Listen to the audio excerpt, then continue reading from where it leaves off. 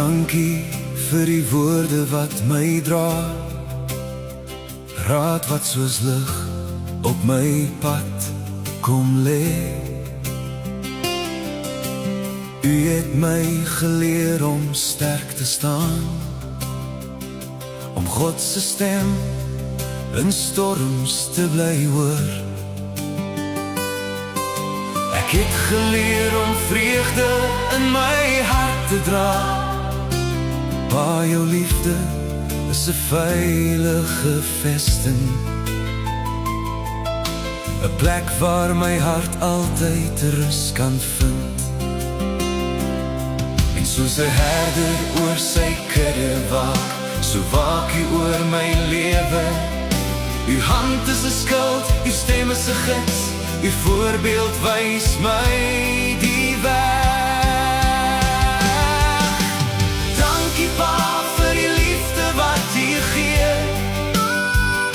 vir die geloof wat 'n voorbeeld is elke dag. Dankie vir die beskerming van U hand, vir die wysheid wat my voete lei. U is 'n geskenk uit God se hart. My Vader se liefde is 'n seën oor my lewe. U gebede dra my deur die dag, so 'n sagte wind wat my siel versterk. U glo in my wanneer ek twyfel, U staan vas wanneer ek wankel. U lewe is 'n stille preek, 'n getuienis van God se trou. U plant geloof soos saad in my,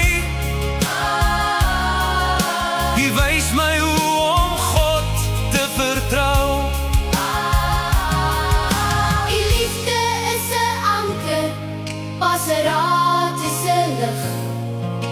U hart is 'n weerspieëling van hom. Dankie Pa vir die liefde wat U gee,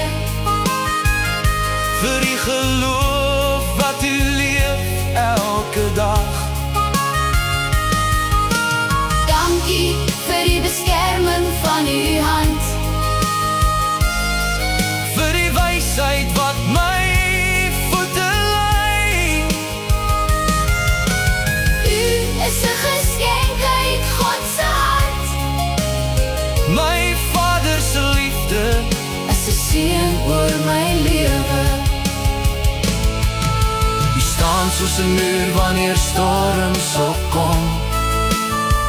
U staan 'n rots Wanneer ek swak voel, U glo met 'n hart wat diep vertrou.